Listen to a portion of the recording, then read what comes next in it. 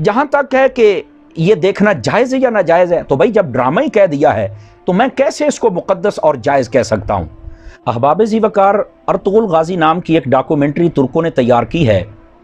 Electronic media پر اس وقت اس کا بڑا شہرہ ہے۔ لوگ مختلف پہلوؤں سے سوال کر رہے ہیں۔ جہاں تک ارطغرل غازی کی شخصیت کا تعلق ہے تو بلا شبہ وہ ایک عظیم انسان تھے، صحیح العقیدہ، باعمل، متقی، پرہیزگار، غریب پرور، دین اسلام کے ہر قانون کے سامنے اپنی گردن کو جھکانے والے، اولیاء کاملین کے ساتھ نسبت رکھنے والے، ان کی بارگاہ میں جانے والے، ان سے روحانی فیض حاصل کرنے والے سچے عاشق رسول ارطغرل غازی تھے۔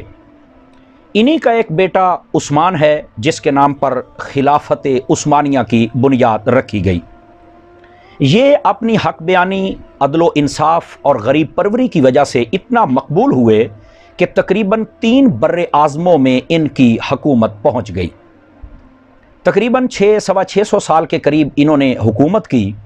اس کے بعد کچھ غداروں اور عیاش پرستوں کی وجہ سے انگریز ان کی حکومت کا تختہ الٹنے میں کامیاب ہو گیا۔ جولائی 1923 کے اندر جرمنی کی درخواست پر ایک معاہدہ طے پایا جس کو معاہدہ لوزان کہتے ہیں۔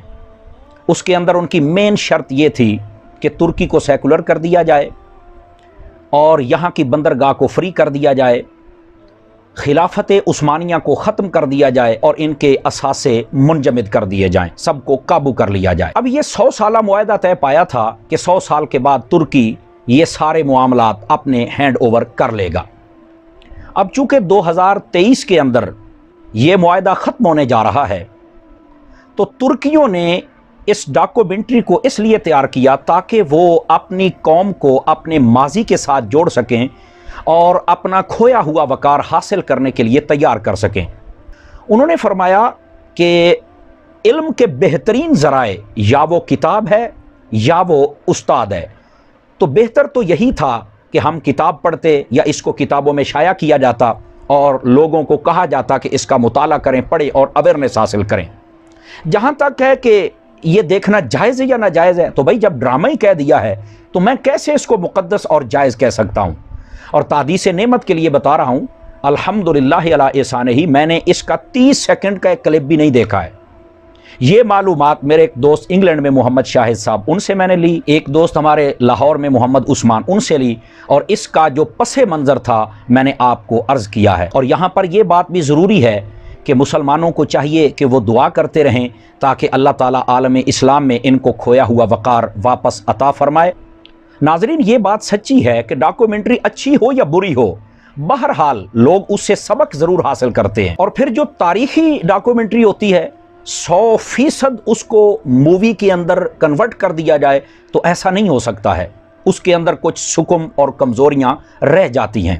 ہاں، کتاب ایک ایسا مستند ذریعہ ہے کہ اس کے اندر تاریخ کے ہر پہلو کو سمویا جا سکتا ہے، لیکن چونکہ الیکٹرانک میڈیا کا دور تھا تو دور جدید کے تقاضوں کے مطابق انہوں نے اس کی ڈاکومنٹری کو تیار کر کے چلا دیا اور پھر دنیا کی اکثر زبانوں میں کنورٹ کر کے اس کو ملکوں میں چلا دیا۔ اب یہ معاہدہ ختم ہونے والا ہے اور ترکی اس کا مطالبہ بھی ضرور کرے گا، اور اس کی چند سالوں کی ایکٹیویٹیز کو دیکھ کر یہ محسوس ہوتا ہے کہ وہ اس سے باز نہیں آئے گا، اور اس کا وہ حق بھی ہے، یہ دینا بھی چاہیے، لیکن اس کے باوجود اسے کچھ کرنا تو ہے۔ اس نے یہ ڈاکومنٹری جب سے چلائی ہے تو سب سے پہلے عالم کفر بڑا لرزاں و ترساں ہے کہ یہ انہوں نے کیا کر دیا ہے، اور اس پر بڑی چیمگوئیاں ہو رہی ہیں۔ ظاہر سی بات ہے ان کے سارے مفادات یک دم دریا برد ہو جائیں گے تو انہیں تکلیف تو ہوگی نا کہ 100 سالہ بدماشی ختم ہو جائے گی ان کی۔ دوسرے کون لوگ ہیں جن کو تکلیف ہوگی؟ دوسرے وہ لوگ ہیں جو بد عقیدہ ہیں۔ وہ کیسے؟